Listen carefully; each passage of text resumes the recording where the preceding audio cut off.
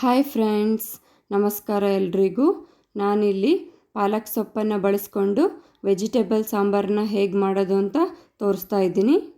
ನೀವಿನ್ನು ನನ್ನ ಚಾನಲನ್ನು ಹೊಸದಾಗಿ ನೋಡ್ತಾ ಇದ್ದರೆ ಪ್ಲೀಸ್ ಸಬ್ಸ್ಕ್ರೈಬ್ ಮಾಡ್ಕೊಳ್ಳಿ, ಹಾಗೆ ಪಕ್ಕದಲ್ಲಿರುವಂಥ ಬೆಲ್ ಬಟನ್ನ ಕ್ಲಿಕ್ ಮಾಡ್ಕೊಳ್ಳಿ. ಮೊದಲು ಎಲ್ಲ ವೆಜಿಟೇಬಲ್ಸ್ ಸೊಪ್ಪನ್ನು ತೊಳ್ಕೊಂಡ ನಂತರ ಒಂದು ಆಲೂಗಡ್ಡೆನ ಮೇಲೆ ಸಿಪ್ಪೆ ಬಿಡಿಸಿ ಕಟ್ ಮಾಡಿ ಇಟ್ಕೊಂಡಿದ್ದೀನಿ. 8ರಿಂದ 10 ಬೀನ್ಸ್ಗಳನ್ನು ಕಟ್ ಮಾಡಿ ಇಟ್ಕೊಂಡಿದ್ದೀನಿ. ಒಂದು ಕ್ಯಾರೆಟನ್ನು ಮೇಲ್ಗಡೆ ಸಿಪ್ಪೆ ತೆಗೆದು ಕಟ್ ಮಾಡಿ ಇಟ್ಕೊಂಡಿದ್ದೀನಿ. ಒಂದು ದೊಡ್ಡ ಸೌತೆಕಾಯನ್ನು ಕಟ್ ಮಾಡಿ ಇಟ್ಕೊಂಡಿದ್ದೀನಿ. ಹಾಗೆ 2 ಮೀಡಿಯಮ್ ಸೈಜ್ ಆಗುವಷ್ಟು ಟೊಮೆಟೋವನ್ನು ಕಟ್ ಮಾಡಿ ಇಟ್ಕೊಂಡಿದ್ದೀನಿ. ಅರ್ಧ ಕಟ್ ಆಗುವಷ್ಟು ಪಾಲಕ್ ಸೊಪ್ಪನ್ನು ಕಟ್ ಮಾಡಿ ಇಟ್ಕೊಂಡಿದ್ದೀನಿ. ಇವಾಗ ಒಂದು ದೊಡ್ಡ ನಿಂಬೆಹಣ್ಣು ಗಾತ್ರದಷ್ಟು ಹುಣಸೆ ಹಣ್ಣನ್ನು ನೀರಲ್ಲಿ ನೆನೆ ಹಾಕ್ಕೊಂಡಿದ್ದೀನಿ. ನಂತರ ಒಂದು ಕುಕ್ಕರನ್ನು ತಗೊಂಡು ಅದಕ್ಕೆ ಒಂದು ಮೀಡಿಯಮ್ ಬೌಲ್ ಆಗುವಷ್ಟು ತೊಗರಿಬೇಳೆನ ಹಾಕ್ಕೊಂಡಿದ್ದೀನಿ. ನೀವು ಬೇಕಿದ್ದರೆ ಸಣ್ಣ ಟೀ ಕುಡಿಯೋ ಗ್ಲಾಸಿಂದ 2 ಗ್ಲಾಸ್ ತೊಗೊಂಡ್ರೆ ಸಾಕು. ಇವುಗಳನ್ನು ಚೆನ್ನಾಗಿ ತೊಳ್ಕೊಂಡು ಬನ್ನಿ. ಇವಾಗ ಕುಕ್ಕರಿಗೆ ಕಟ್ ಮಾಡಿ ಇಟ್ಕೊಂಡಿರುವಂತಹ ಎಲ್ಲ ತರಕಾರಿಗಳು ಮತ್ತು ಪಾಲಕ್ ಸೊಪ್ಪನ್ನು ಹಾಕ್ಕೊಂಡಿದ್ದೀನಿ.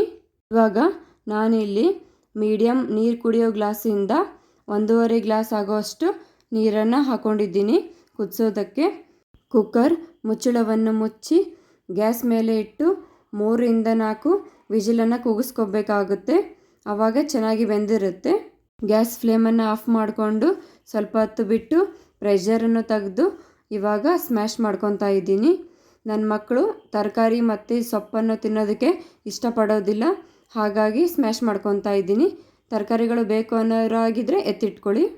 ಇವಾಗ ಗ್ಯಾಸ್ ಮೇಲೆ ಒಂದು ಪಾತ್ರೆಯನ್ನು ಇಟ್ಕೊಂಡು ಅದಕ್ಕೆ ಅರ್ಧ ಬೌಲ್ ಆಗುವಷ್ಟು ಎಣ್ಣೆಯನ್ನು ಹಾಕ್ಕೊತಾ ಇದ್ದೀನಿ.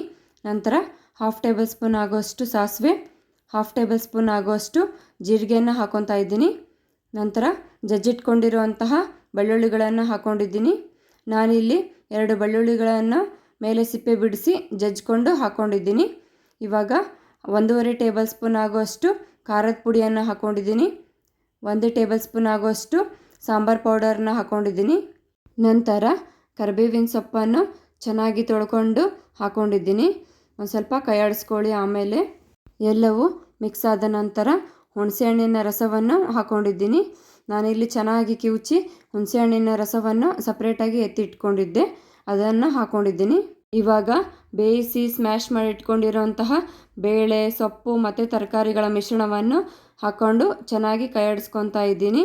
ಕುಕ್ಕರಲ್ಲಿ ಉಳಿದಿರುವಂತಹ ಮಿಶ್ರಣವನ್ನು ಸ್ವಲ್ಪ ನೀರು ಹಾಕ್ಕೊಂಡಿದ್ದೀನಿ ಪಾತ್ರೆಗೆ. ಇವಾಗ ಬೆಲ್ಲವನ್ನು ಹಾಕ್ಕೊಂಡು ಕೈ ಆಡಿಸ್ಕೊತಾ ಇದ್ದೀನಿ. 1/2 ಟೇಬಲ್ ಸ್ಪೂನ್ ಆಗುವಷ್ಟು ಅರಿಶಿಣ ಪುಡಿಯನ್ನು ಹಾಕ್ಕೊಂಡು ಚೆನ್ನಾಗಿ ಕೈ ಆಡಿಸ್ಕೊಳ್ಳಿ. ನೀವು ಬೇಕಿದ್ದರೆ ಒಗ್ಗರಣೆನಲ್ಲಾದರೂ ಕೂಡ ಹಾಕ್ಕೋಬೋದು. ಇವಾಗ ರುಚಿಗೆ ತಕ್ಕಷ್ಟು ಉಪ್ಪನ್ನು ಹಾಕ್ಕೊಳ್ಳಿ. ನಾನಿಲ್ಲಿ 1.5 ಟೇಬಲ್ ಸ್ಪೂನ್ ಆಗುವಷ್ಟು ಉಪ್ಪನ್ನು ಹಾಕ್ಕೊಂಡು ಚೆನ್ನಾಗಿ ಕೈ ಆಡಿಸ್ಕೊತಾ ಇದ್ದೀನಿ.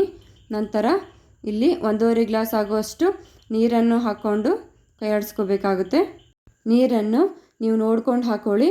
ತೀರಾ ಗಟ್ಟಿಗೂ ಆಗಬಾರ್ದು, ತೀರಾ ತೆಳ್ಳಗೂ ಆಗಬಾರ್ದು, ಮೀಡಿಯಮ್ ಆಗಿರಬೇಕು ಸಾಂಬಾರು. ಆವಾಗ ಚೆನ್ನಾಗಿರುತ್ತೆ ತಿನ್ನೋದಕ್ಕೆ. ಇವಾಗ ನಾನಿಲ್ಲಿ ಮಾಡಿರೋ ಸಾಂಬಾರು 5ರಿಂದ 6 ಜನಕ್ಕಾಗುತ್ತೆ. ನೋಡ್ಕೊಂಡು ಮಾಡ್ಕೊಳ್ಳಿ ನೀವು. ಬೆಲ್ಲ ಸ್ವಲ್ಪ ಕಡಿಮೆ ಅನಿಸಿತ್ತು, ಹಾಗಾಗಿ ಸ್ವಲ್ಪ ಹಾಕ್ಕೊಂಡು ಕೈ ಆಡಿಸ್ಕೊತಾ ಇದ್ದೀನಿ. ಮೀಡಿಯಮ್ ಫ್ಲೇಮಲ್ಲೇ ಇಟ್ಕೊಂಡು ಸ್ವಲ್ಪ ಕೈ ಆಡಿಸ್ಕೊಳ್ಳಿ. ಈ ಥರ ಕುದಿ ಬರಬೇಕು, ಆವಾಗ ನಮ್ಮ ಸಾಂಬಾರು ರೆಡಿಯಾಗಿರುತ್ತೆ ಅಂತ ಅರ್ಥ. ಇದಕ್ಕೆ ಸಣ್ಣದಾಗಿ ಕಟ್ ಮಾಡಿ ಇಟ್ಕೊಂಡಿರೋಂಥ ಕೊತ್ತಂಬರಿ ಸೊಪ್ಪನ್ನು ಹಾಕ್ಕೊಂಡು ಕೈ ಆಡಿಸ್ಕೊತಾ ಇದ್ದೀನಿ. ಚೆನ್ನಾಗಿ ಕುದಿ ಬಂದಿದೆ ಅಂದ ಮೇಲೆ ಮೇಲಿನ ಮುಚ್ಚಳವನ್ನು ಮುಚ್ಚಿ ಗ್ಯಾಸ್ ಫ್ಲೇಮನ್ನು ಆಫ್ ಮಾಡ್ಕೊಳ್ಳಿ. ಈ ಸಾಂಬಾರು ತುಂಬಾ ಟೇಸ್ಟಿಯಾಗಿರುತ್ತೆ. ಅನ್ನದ ಜೊತೆಗೆ, ರೊಟ್ಟಿ ಜೊತೆಗೆ, ಮುದ್ದೆ ಜೊತೆಗೆ ಮತ್ತು ದೋಸೆ, ಇಡ್ಲಿ ಜೊತೆಗೂ ಕೂಡ ತಿನ್ಬೋದು. ಈ ಸಾಂಬಾರು ರೆಸಿಪಿ ನಿಮಗೆ ಇಷ್ಟ ಆಗಿದ್ದರೆ ಪ್ಲೀಸ್ ಲೈಕ್ ಮಾಡಿ, ಶೇರ್ ಮಾಡಿ, ಸಬ್ಸ್ಕ್ರೈಬ್ ಮಾಡ್ಕೊಳ್ಳಿ. Thank you.